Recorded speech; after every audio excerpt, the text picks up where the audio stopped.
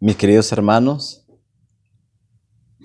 Dios nos permite que cada uno de nosotros podamos recordar que independientemente de aquellas cosas que nos ocurran, Él está al control. A pesar de la situación por la que está pasando el mundo entero, nuestro Dios continúa al control. Muchísimas cosas de las que están aconteciendo y continuarán ocurriendo, sabemos que no solamente estaban predichas en las Sagradas Escrituras, sino que el pueblo de Dios ha de caracterizarse por estar preparado para situaciones aún más complejas. En medio de todo esto, la familia es el centro de preparación, de instrucción, de fortaleza para que todos nuestros jóvenes, todos nuestros niños, todos nuestros hermanos puedan enfrentar las diferentes situaciones que se avecinan sobre el mundo entero. Vivimos en un instante donde muchísimas familias se encuentran a veces divididas entre conflictos, entre gritos, pero la familia cristiana debe caracterizarse por saber enfrentar estas situaciones. Y porque dentro del hogar, una variable distintiva pueda marcar la diferencia. Y esa variable se llama Cristo Jesús. Sabemos muy bien que Satanás está atacando las familias. El libro de la educación nos dice, el hogar es el centro de toda actividad. La sociedad se compone de familias y será lo que la hagan las cabezas de familia. Recordemos que del corazón mana la vida y el hogar es el corazón de la sociedad, de la iglesia y de la nación. Y por lo tanto, Satanás quiere destruir en forma particular a la familia. Sin embargo, tenemos el plan de Dios y de contraataque, lo que quiere hacer el enemigo, lo que quiere hacer Satanás. El rol, según el plan divino, es diferente a la distorsión que quiere hacer Satanás. El enemigo presenta al esposo, el enemigo presenta al hombre como un ser que debe estar caracterizado por la violencia, por la infidelidad, por el descuido de la espiritualidad familiar. Mientras que las Sagradas Escrituras, a través de los pasajes de Efesios capítulo 5, los que tengamos la Biblia cerca, marquemos Efesios capítulo 5, los versículos del 21 al 26 y Colosenses capítulo 3, el verso 20, donde nos coloca que el esposo debe amar, entregarse a su esposa, a ella nada más y nada menos. Tal cual como Cristo, ¿qué? Como Cristo amó y se entregó por la iglesia. Ser el sacerdote de la familia. A eso está llamado justamente el esposo. En muchas ocasiones los esposos permiten o ceden ese rol a la mujer. Y no es que esté mal que la mujer tenga una participación activa en la parte espiritual. Amén por eso. Pero el hombre ha sido llamado a ser el sacerdote en la familia.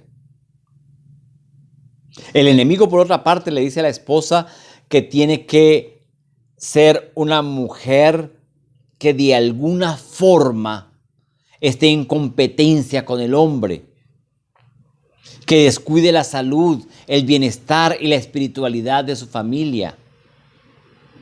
A algunas les dice que malgaste el dinero, por mencionar algunas cosas. Sin embargo, bíblicamente el rol de la esposa es someterse a Cristo, buscar ser una ayuda idónea para su esposo, así como su esposo lo es para ella. La mujer debe respetar a su esposo, según nos dicen estos pasajes bíblicos. Debe haber un sometimiento desde el amor. Debe servir y cuidar, nutrir a su esposo y a sus hijos. De alguna forma el rol familiar impulsa a que la pareja pueda realmente crecer en Cristo, pero Satanás impulsa a que ellos estén en constante pelea, en constante división. Que haya rebeldía, desobediencia, poca comunicación. Y aquí nos referimos ya a los muchachos, a los hijos. Satanás los está empujando a ellos a que sean rebeldes, desobedientes, poco comunicativos con los padres.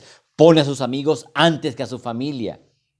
No es que mi amigo es más importante que mis padres. Pero la parte bíblica nos dice que los hijos deben respetar, obedecer y ayudar a sus padres. Y allí tenemos a padre, madre e hijos. 1 Timoteo capítulo 3, versículos 4 y 5 nos dice que gobierne bien su casa. ¿Quién? El esposo, ¿verdad? Que gobierne bien su casa, que tenga a sus hijos en sujeción con toda honestidad.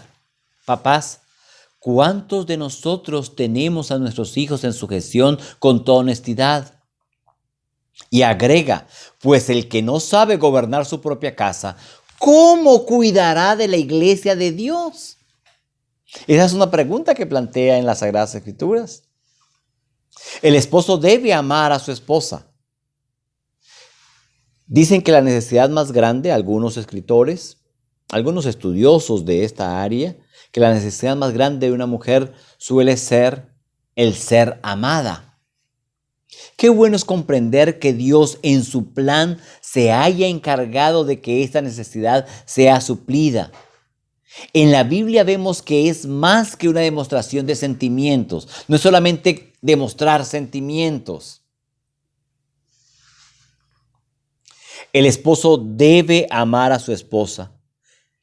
Y, aunque suene extraño, amar a nuestras esposas parte de una decisión, no solamente de sentimientos. Decidir amar a nuestra esposa es algo consciente y racional.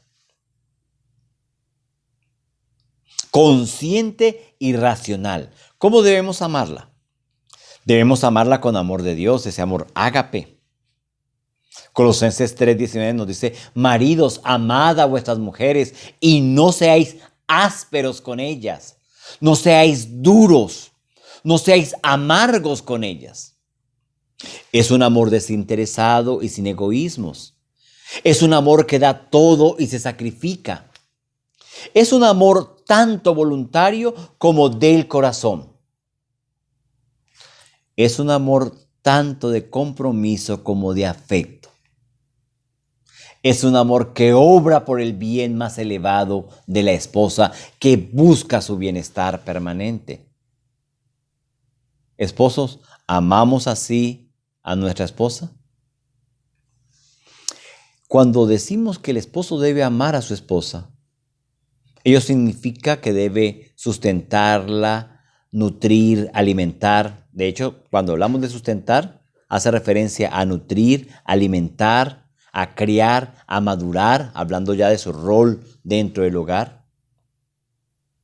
Ahora, ¿qué significa cuidarla? Significa halagar, calentar, abrigar con amor cariñoso. Debemos amarla verbalmente, pero también de forma práctica, no solamente con palabras. Cantares 4:1 nos dice, he aquí que tú eres hermosa, amiga mía, he aquí que tú eres hermosa, tus ojos entre tus guedejas como de paloma, tus cabellos como manada de cabras que se recuestan en las laderas de Galaad. Y era un poema hermoso, todavía lo es, con simbología preciosa para ese momento, que habla de lo románticos que debiéramos ser con nuestras esposas, de lo tiernos que debiéramos ser con nuestras esposas. ¿Lo estamos siendo? Amándola verbalmente, dígale cada día que la ama. Amándola prácticamente, demuéstrele cada día que la ama. Las necesidades afectivas y sexuales deben ser suplidas por el esposo para con su esposa. Cantares 2:5 dice, sustentadme con pasas, confortadme con manzanas, porque estoy enferma de amor. Dice allí la Sulamita. 4:16 dice, levántate, Aquilón, y ven, austro, soplad en mi huerto, despréndase sus aromas. Venga mi amado a su huerto y coma de su dulce fruta. ¿De qué dulce fruta está hablando allí las Sagradas Escrituras? ¿Cuál es el huerto que el esposo debe estar soplando? Las Sagradas Escrituras son contundentes al hacer referencia a la importancia que tu esposo satisfaga sexualmente a tu esposa. Veles por las necesidades sexuales de tu esposa. Veles por las necesidades afectivas de tu esposa. El capítulo 7, verso 10 dice, yo soy de mi amado y conmigo tiene su contentamiento. No es con otra. No es con otra persona. No es con otra mujer. No es en otra actividad que él tiene su máximo contentamiento, sino que es con ella. Nadie más puede suplir estas necesidades, solo su esposo. Nadie más debe suplir las necesidades de ella, solamente tú que estás allí escuchando. Alguien dirá, bueno, pero se quedó con el esposo. Vamos un poco también con la esposa. Las Sagradas Escrituras nos presentan que la esposa debe respetar a su marido, debe brindarle también satisfacción sexual. De hecho, recordamos un texto, no os neguéis el uno al otro, a no ser por algún tiempo breve de mutuo consentimiento, para ocuparos sosegadamente en la oración y volved a juntaros en uno, para que no os tiente Satanás a causa de vuestra incontinencia. Palabra de Dios. La esposa debe también gobernar su casa. Efesios 6:4 nos señala que tiene gran importancia en la crianza. Tanto ella como él, pero ella tiene cierta importancia. Una relevancia que algunos señalan como más especial. Se hace una advertencia a los padres que no deben estar provocando a ira a sus hijos, sino criarlos en disciplina y amonestación del Señor. Miren que en el mismo versículo donde se señala que no los provoquemos a ira, también habla de la disciplina y de la amonestación. Y recordemos que criarlo significa nutrir, sustentar, alimentar, cuidar. ¿Cómo estamos nutriendo a nuestros hijos? No solamente en la parte material, que es muy importante, en la parte espiritual, en la parte académica. Una nutrición que sea integral, un sustento, un alimento cotidiano. Mencionábamos que la esposa entonces debe aplicar disciplina. Así como el esposo, pero en esta parte la esposa debe aplicar disciplina. ¿Qué significa educación? Eso significa disciplina. Educar, saber corregir. Implica la formación dada a un niño, incluyendo la instrucción. No solo es decir lo que se debe hacer, sino también enseñarle cómo hacerlo. Cuando hablamos de amonestación significa corrección, consejo, exhortación. Literalmente quiere decir colocar algo en su mente. Literalmente, colocar algo allí en su mente. Si trabajamos como equipo y conformamos estos pasos que las Sagradas Escrituras nos señalan, vamos a ir avanzando. Entiéndase, mis queridas hermanas, mis queridas esposas, que uno hay que supera al marido para la esposa. Y este es su redentor. Y la sumisión que debe rendir a su esposo debe ser, según Dios lo indicó, como conviene en el Señor. Así lo manifiesta el hogar cristiano.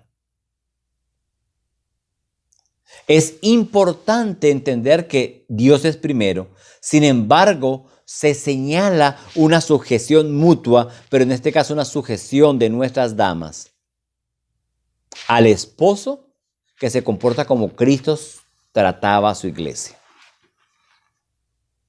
Al esposo que sigue el camino del Señor. Y alguien dirá, bueno, ya habló a la esposa, ya habló al esposo, ¿qué ha pasado con los hijos? Bueno, muchachos, es necesario estar sujetos a los padres, obedecer a los padres, honrar a los padres. Ahora, ¿qué significa ese honrar? Honrar significa estimar, valorar como precioso, mostrar respeto, reverencia, bondad, cortesía y obediencia. Honrar a los padres implica un reconocimiento verbal. Honrar a los padres también incluye apoyo financiero cuando nos hemos independizado de ellos. Qué interesante. Y bueno, por tiempo no vamos incluso a abordar lo que nos presenta la Biblia y el espíritu de profecía, a lo que hacían algunos fariseos con relación a sus padres para no cumplir esta ordenanza de Cristo de ese apoyo financiero cuando se hace necesario. Entonces, a los hijos se les pide que de alguna forma puedan tener ese acercamiento con sus padres, ese respeto, esa honra.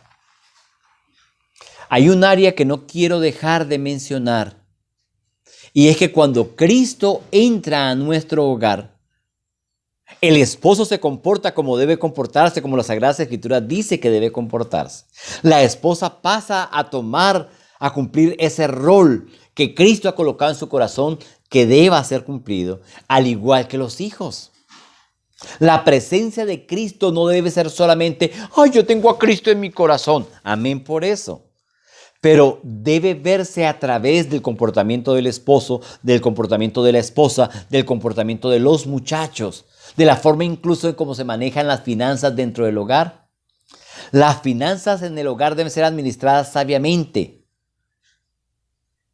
Y cuando Cristo está presente, se manifiesta eso. Una economía estable, una buena administración, no un mal gasto del dinero. Se diezma, se ofrenda, se pagan las cuentas, se ahorra. Romanos 13, versículos 7 y 8 nos dice, pagad a todos lo que debéis. Al que tributo, tributo. Al que impuesto, impuesto. Al que respeto, respeto. Al que honra, honra. No debáis a nadie nada. Me van a disculpar, hermanos, estoy leyendo las Sagradas Escrituras. No debáis a nadie nada, sino el amaros unos a otros, porque el que ama al prójimo ha cumplido la ley. Hermanos, la Biblia nos recomienda, y alguien dirá, bueno, pero si estamos hablando de familia, de hogar, bueno, esto es importante. Hay hogares que a veces se nos endeudan, que viven permanentemente pidiendo prestado, y hay que tener sumo cuidado con esto. De tal forma que si tenemos a Cristo en nuestro corazón, en nuestro hogar, debemos seguir esto que estamos conversando, el tener mucho cuidado en endeudarnos y el permanecer en deudas. Les acabo de mencionar que hay hermanos en la iglesia, hay personas que se acostumbran a meterse en deudas y permanentemente viven endeudados. Y con mucho cariño quiero decirles que esto no es un consejo del Señor. Dios dice que cuando permitimos que Cristo entre en el hogar, también la parte financiera debe solidificarse. Y no estamos hablando de riquezas, pero se nos invita a no deberle nada a nadie, a salir de esas deudas. Quizá alguien dice, bueno, pero yo pedí un financiamiento. No se hace referencia justamente a un financiamiento que nos dé un banco. Sin embargo, aún así teniendo mucho cuidado. Hay deudas en las que se mete una persona para lograr algo y es parte de una estrategia de negocio, es diferente, pero mucho cuidado con aquellas deudas que van absorbiendo la tranquilidad, la paz, la economía y que gota a gota termina con la estabilidad de un hogar, de una familia. Otro elemento importante es entender el tiempo que podemos dedicarle a nuestro Dios. Es curioso a veces cuando llegamos a ciertos hogares, a ciertas familias, donde cada uno está metido con algún aparatito y entonces uno está con el celular, el otro está con el otro celular, el otro está con el otro celular. No hay comunicación entre ellos, no hay alabanza a Dios y Cristo está muy retirado de ser invitado a formar parte de la cotidianidad de ese hogar. La idea es que nos hagamos una revisión, mis queridos hermanos. Resguardarnos de alguna forma.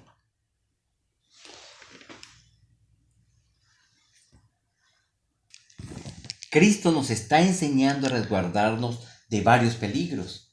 Vamos a escuchar lo que nos dice Lucas capítulo 10, versículo 38 al 42. Aconteció que, yendo de camino, entró en una aldea y una mujer llamada Marta le recibió en su casa. Esta tenía una hermana que se llamaba María, la cual sentándose a los pies de Jesús, oía su palabra. Marta, en cambio, se preocupaba con muchos quehaceres y acercándose dijo: Señor, ¿no te da cuidado que mi hermana me deje servir sola? Dile pues que me ayude. Respondiendo Jesús le dijo: Marta, Marta, afanada y turbada estás con muchas cosas, pero solo una cosa es necesaria, y María ha escogido la buena parte, la cual no le será quitada.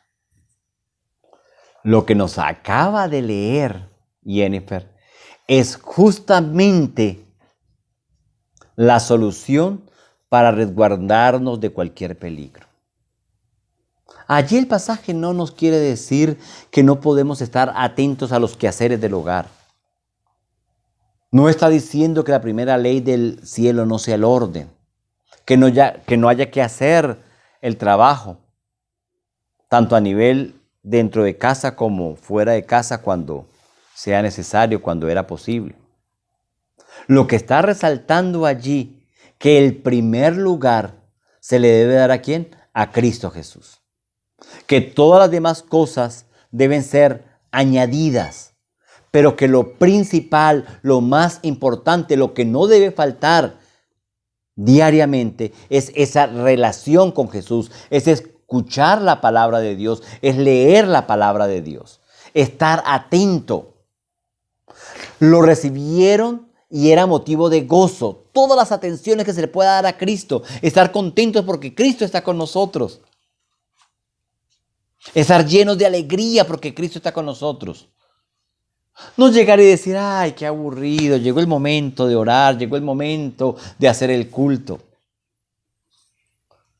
Oírle con atención, servirle al Señor y finalmente llevarle a Él los problemas.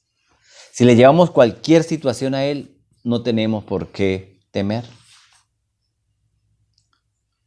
Vamos a escuchar Lucas capítulo 10, versículo 38 al 42. Vamos a buscarlo en nuestras Biblias. Si nosotros, al volver a leer este pasaje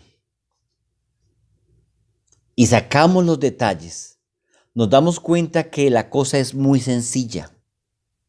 Invitemos a Cristo a ser un miembro de nuestra familia.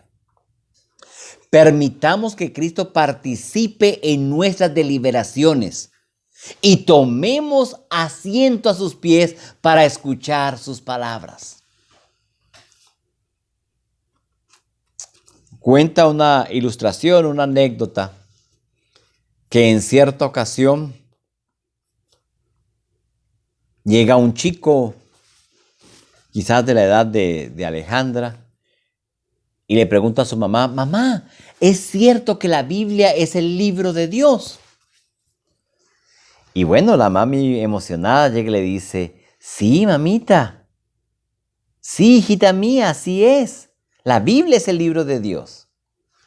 A lo que la chica le dice: bueno, mami, entonces hay que devolvérselo a él, porque en esta casa no se lee, está por ahí, así que vamos a devolvérselo.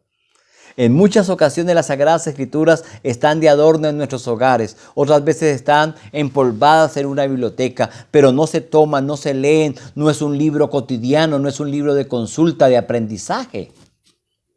¿Con qué frecuencia estamos leyendo las Sagradas Escrituras en nuestros hogares? No permitáis que nada, por más querido que sea, absorba vuestra mente y vuestros afectos, distrayéndoos del estudio de la palabra de Dios o de la oración ferviente. Testimonios, escrito por Elena White. ¿Qué nos está distrayendo? ¿Es Jesús el jefe de tu casa? ¿Es ese huésped invisible a nuestra mesa? El que callado escucha toda plática. Si fuéramos conscientes de que Jesús permanentemente está escuchando todo lo que conversamos, ¿cómo sería nuestra conversación hoy? ¿Cómo sería nuestra conversación mañana? Los hijos, muchachos, ustedes pueden ayudar a sus padres invitándolos a orar. Mire, es el momento en que nuestros jóvenes despierten a una espiritualidad y relación estrecha con nuestro Padre Celestial. Y realmente podamos motivar a nuestros padres para acercarse más a Jesús. Muchachos, ustedes tienen por delante un desafío grande. Probablemente pueden ser la última generación que estaremos en contacto con la venida de Cristo Jesús. Vamos a hablar con nuestro Dios y vamos a decirle: Jesús, mi familia depende de ti. Vamos a decirle: esta familia es tuya, Padre Celestial. Yo reconozco mi responsabilidad y mi compromiso de sacar mi familia adelante. Buscaré cada día de ti, Señor Dios, Cristo Jesús. Me alimentaré de tu palabra. Digámosle: Señor, dame tu gracia, tu fuerza, tu poder sobrenatural para vencer y ser un buen hijo. Quiero terminar esta parte compartiendo un párrafo de Hogar Cristiano. La presencia de Cristo hace cristiano el hogar. El hogar hermoseado por el amor, la simpatía y la ternura es un lugar que los ángeles visitan con agrado y donde se glorifica a Dios. La influencia de un hogar cristiano cuidadosamente custodiado en los años de la infancia y la juventud es el salvaguarda más segura contra las corrupciones del mundo. ¿Estamos protegiendo a nuestros hijos para el presente y la eternidad?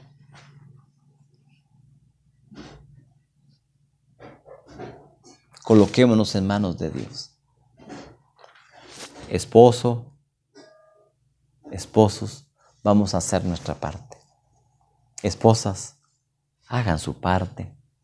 Muchachos, hijos, también cumplan con su parte y dejen que Cristo resplandezca en sus hogares. El Señor me les bendiga.